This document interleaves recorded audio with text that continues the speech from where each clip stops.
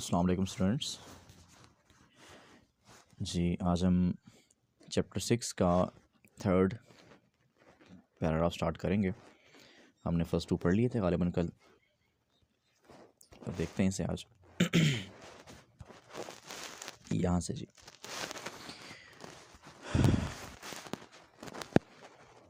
Ji.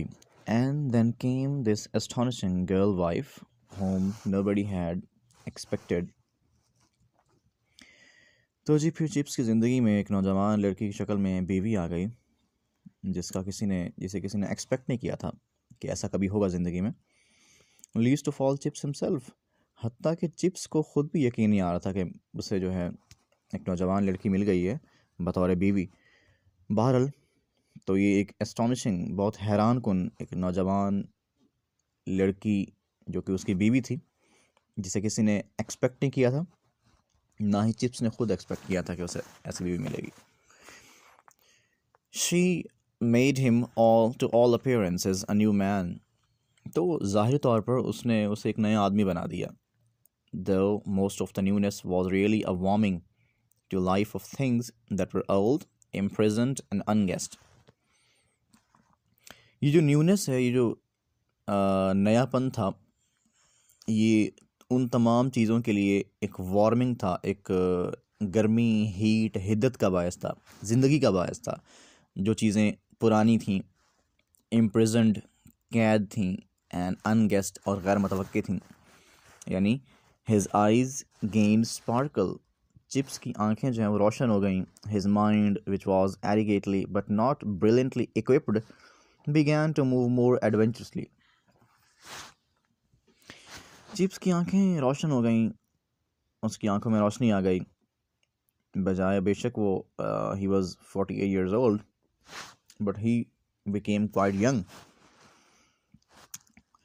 His mind, which was adequately but if not brilliantly equipped, उसका दिमाग जो कि एडिकेटली मुनासिब तौर पर इक्विप्ड था, माला माल था। इक्विप बोलते हैं किसी भी चीज़ के पास जो है ना, किसी भी चीज़ के साथ या किसी भी चीज़ के पास उसका मुनासिब जो सामान है वो होना, ठीक है। यानी for example we can say my bag is equipped with all kind of articles, कि मेरे बैग में तमाम चीज़ें हैं या मेरा बैग बिल्कुल इक्विप्ड है। इक्विप मतलब तमाम सामान मुकम्मल होना, ठीक है। यानी वो चिप्स जो है ना, चिप्स का दिमाग जो है, इफ़ नॉट ब्रिलियंटली, अगर वो मुकम्मल तौर पर या शानदार या बहुत ज़बरदस्त अंदाज में ही, यानी अगर चिप्स का दिमाग शानदार अंदाज में इक्विप्ड नहीं था, लेकिन वो एडिकेटली मुनासिब तौर पर ज़हीन था चिप्स, ठीक है। तो हुआ क्या जी, बिगैन टू मूव मोर एडवेंचरसली। तो चिप्स का दिमाग जो है ना, अब बिगैन टू मूव मोर एडवेंचरसली, बहुत ज़्यादा बहादुरी के अंदाज में, बहुत ज़्यादा मुहिम जोई के अंदाज में, या बहुत ज़्यादा ब्रेवली और बोल्डली, ठीक है। यानी वो बहुत बहादुर हो गया चिप्स का दिमाग और बहुत बहादुरी से चलने लगा। पहले चिप्स का दिमाग क्या था जी, बिल्कुल ही वॉज एडिकेटली इक्विप्ड, वो बड़ा मुनासिब, मतलब नॉर्मल अंदाज में उसका दिमाग चुस्त था, ज़हीन था। वो पहले ब्रिलियंट नहीं था। अब क्या हुआ, बिगैन टू मूव मोर एडवेंचरसली, अब वो बहुत बहादुरी से चलने लगा, उसमें कॉन्फिडेंस आ गया बहुत ज़्यादा। The one thing he had always had a sense of humour, एक चीज़ जो उसमें हमेशा थी, वो क्या था, अ सेंस ऑफ ह्यूमर, हिस्से मज़ाक, यानी मजाक बहुत करता था वो चिप्स। वो क्या हुआ जी, उसकी जो जो क्वालिटी थी मजाक वाली, blossomed into a sudden richness. तो जी उसकी उस खूबी में ब्लॉसम्ड, उसे जोबन आ गया उसमें जी, इनटू अ सडन रिचनेस, और वो बिल्कुल परवान चढ़ गई, उसमें जोबन आ गया और वो परवान चढ़ गई। In which to which his years lent maturity, और फिर उसकी उस जो नयापन था, जो उसमें वो पुख्तगी थी, यानी उसका जो सेंस ऑफ ह्यूमर था, जो मजाक था, मजाक की हिस्स थी, वो परवान चढ़ गई। और फिर उसकी उम्र ने, देखें ना उसकी उम्र खासी थी ना, वो कोई लड़का नहीं था। To which his years lent maturity, और उसके उस जोबन को उसकी बढ़ती हुई उम्र ने पुख्तगी अता कर दी। यानी चिप्स का जो मजाक था वो तो ऑलरेडी था ना, वो मजाक किया करता है स्टूडेंट से, लेकिन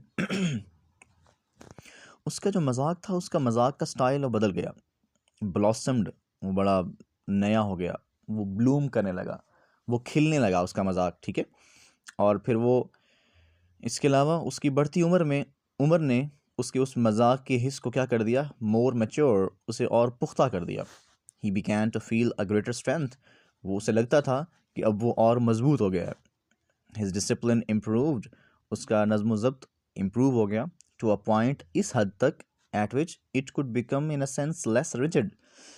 तो उसका डिसिप्लिन इम्प्रूव हो गया। डिसिप्लिन कैसे बनता है जी? नॉर्मली जो लोग हैं वो बहुत सख्त होते हैं मिजाजन, जिससे डिसिप्लिन को मेंटेन कर पाते हैं, नज़्म ज़ब्त को मेंटेन कर पाते हैं, अपना भी और स्टूडेंट्स का भी। यहाँ पर क्या था, उसका डिसिप्लिन इस अंदाज से इम्प्रूव हुआ, eight which it could become in a sense less rigid, कि वो लेस रिजिड हो गया, अब वो कम सख्त हो गया, मिजाजन वो नरम पड़ गया। He had become more popular, और वो मज़ीद मशहूर भी हो गया, मकबूल हो गया, यानी वो इंटरनली खासा खुश हो गया। When he had first come to Brookfield, he had aimed to be loved, honored and obeyed. हाँ, जब चिप साहब में देखें, अब ये बड़ी अच्छी तब्दीली है। तब्दीली उसमें क्या आई जी? When he had first come to Brookfield, ये आपको पता होना चाहिए हम कहाँ पढ़ रहे हैं, ये यहाँ से, ये लाइन है ये वाली, when he had जी।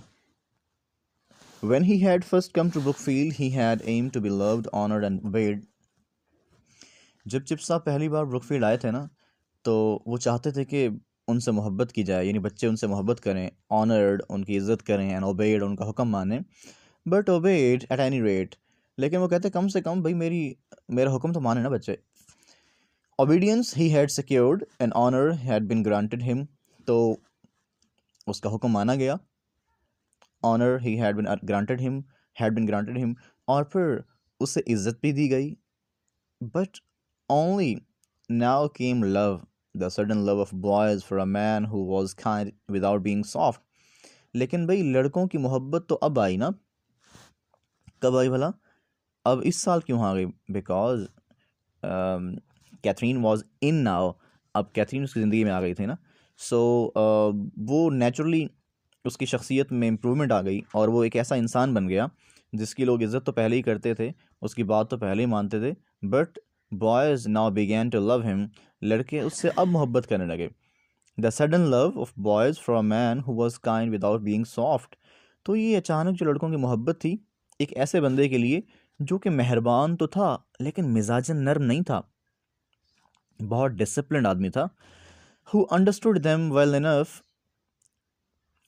जो उन लड़कों को खासा समझता था, बट नॉट टू मच, लेकिन ज़्यादा नहीं, and whose private happiness linked him with their own, तो जिसकी, अब देखें चिप साहब जो है ना, चिप साहब ने, वो कहता है whose private happiness linked him with their own, तो चिप्स की ज़ाती खुशी का ताल्लुक उन लड़कों की खुशी से जुड़ गया था, यानी चिप्स पर्सनली खुश कब रहते थे? जब वो लड़के खुश रहते थे। He began to make little jokes, अब देखें जी, चिप्स पहले एक ड्राई किस्म के आदमी थे, न्यूट्रल आदमी थे, अब क्या बन गए?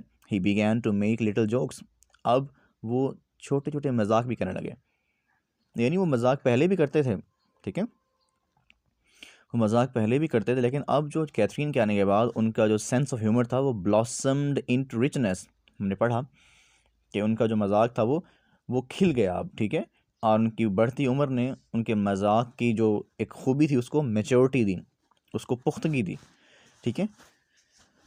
और जी इसके अलावा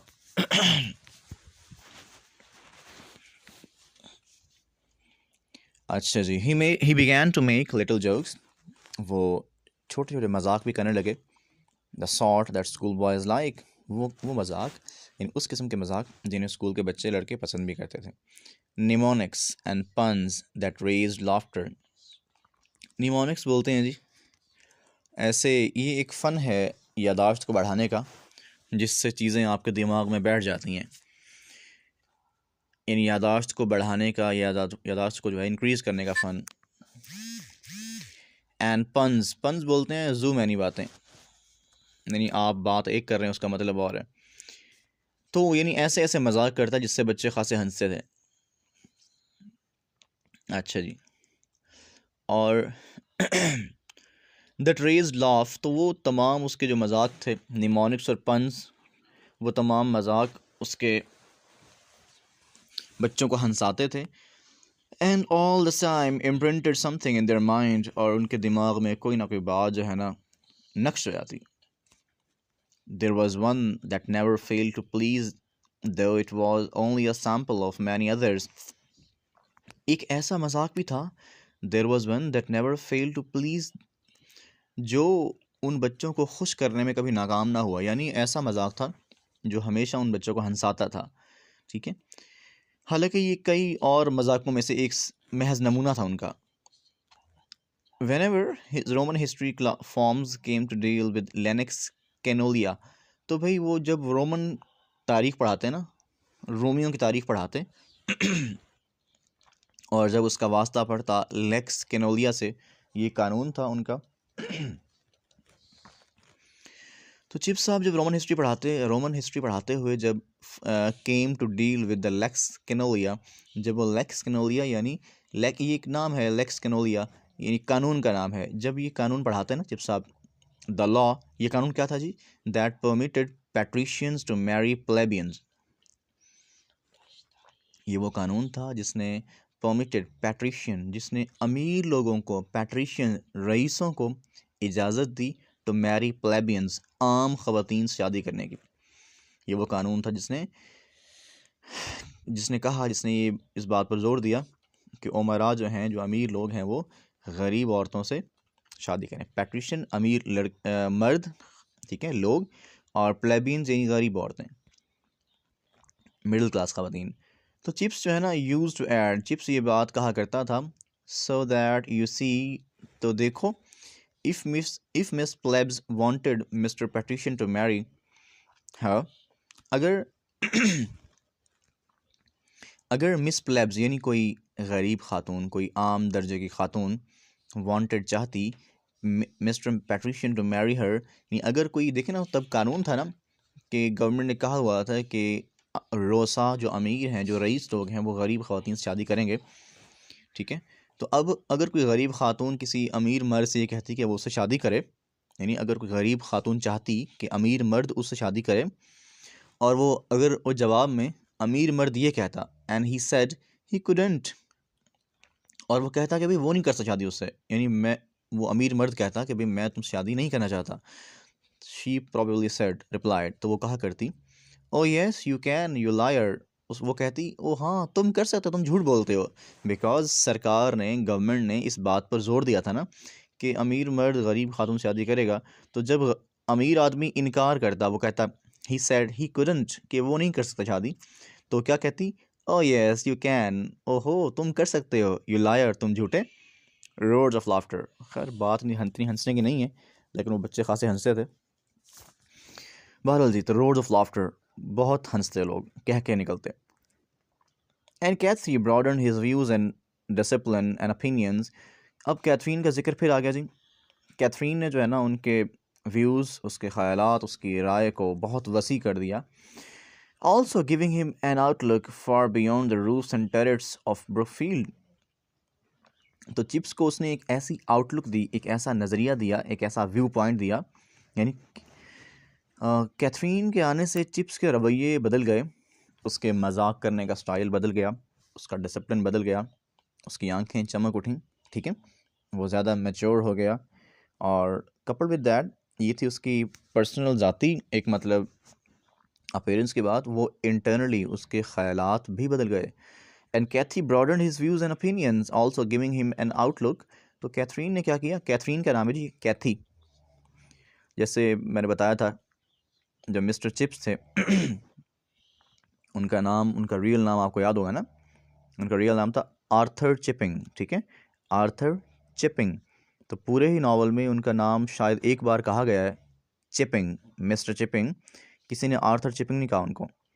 सो उनका रियल नेम था आर्थर चिपिंग, और हम जानते हैं उन्हें मिस्टर चिप्स के नाम से। ओके, तो अब यहाँ पे कैथरीन, उसका नाम था कैथरीन ब्रिजेस, ठीक है, हमने पढ़ा लास्ट चैप्टर में गालिबन। तो यहाँ पे उसका नाम है कैथी। कैथी ब्रॉडेड हिज व्यूज़ एंड ओपिनियन, कैथी ने उनके ख्यालात, उनके जो राय थी उनको वसी कर दिया। Giving him an outlook for beyond the roofs and turrets of Brookfield, और चिप्स की जो आउटलुक थी, जो चिप्स का नज़रिया था, चिप्स के जो ख्यालात थे, उन्हें इतना वसी कर दिया कि चिप्स जो पहले जिसकी जो उड़ान थी ख्यालात की, वो महज ब्रुकफील्ड की दीवारों के अंदर कैद थी। चिप्स हमेशा या तो वो सोचता ही नहीं था, या अगर सोचता भी था तो उसके जो ख्यालात थे वो सिर्फ ब्रुकफील्ड की जो चार दीवारी है उसकी हद तक महदूद थे।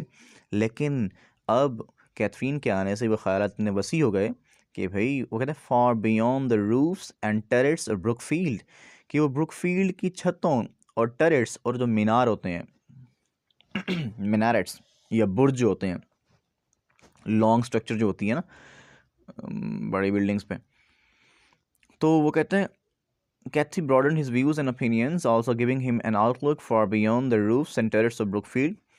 तो चिप्स साहब की आउटलुक, उनका नज़रिया, उनकी सोच इतनी बुलंद हो गई कि वो अब ब्रुकफील्ड की छतों और उसके जो बुर्ज थे, जो उनके मीनार थे, उनसे बाहर निकल गई, उनसे बुलंद हो गई। यानी अब चिप्स जो है वो वसी अंदाज में सोचने लगा।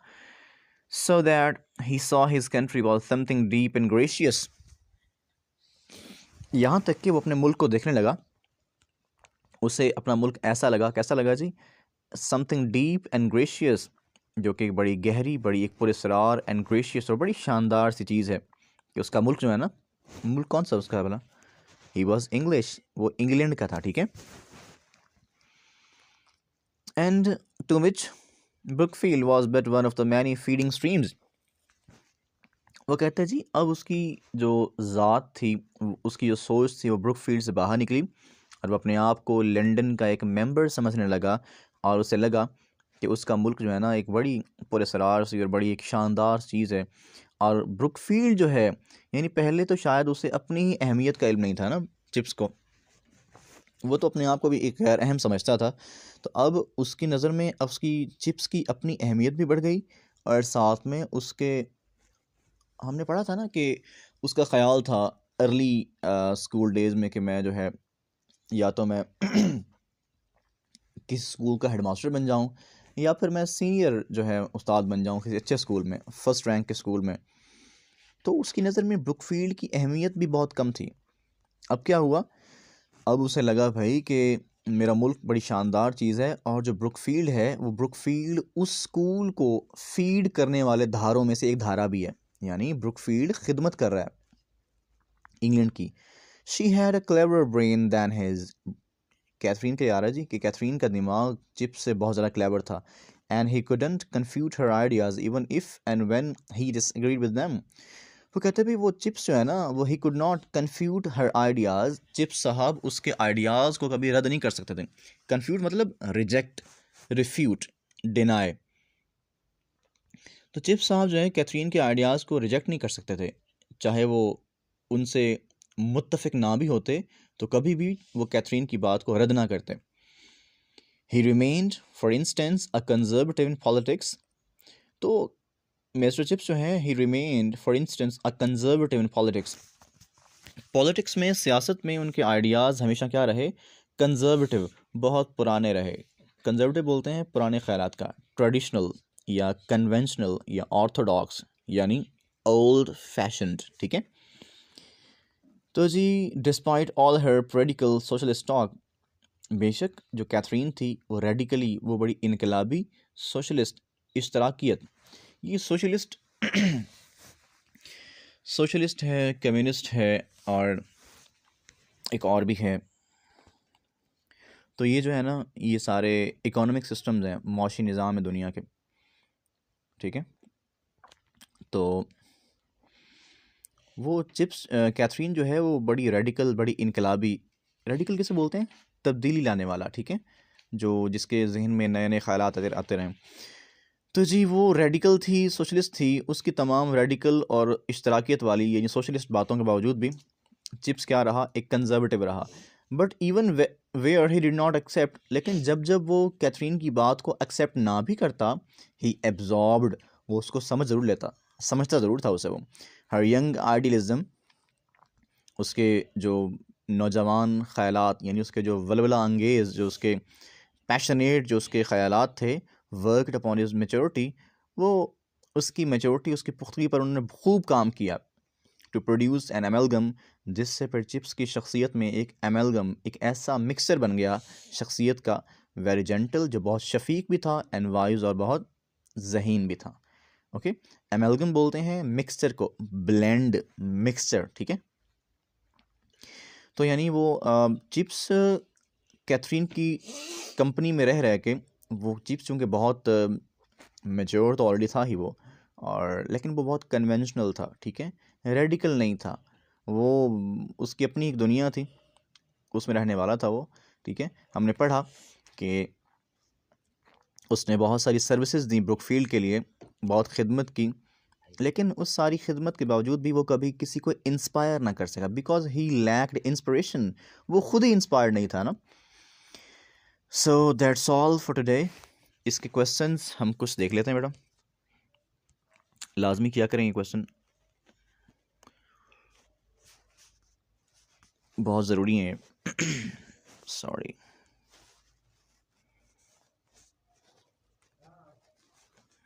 मुझे याद नहीं कितने क्वेश्चन थे, तुक्का लगा रहा हूँ वैसे मैं। ये हैं जी जनाब। ये 5वां सवाल मैंने शायद कर लिया था।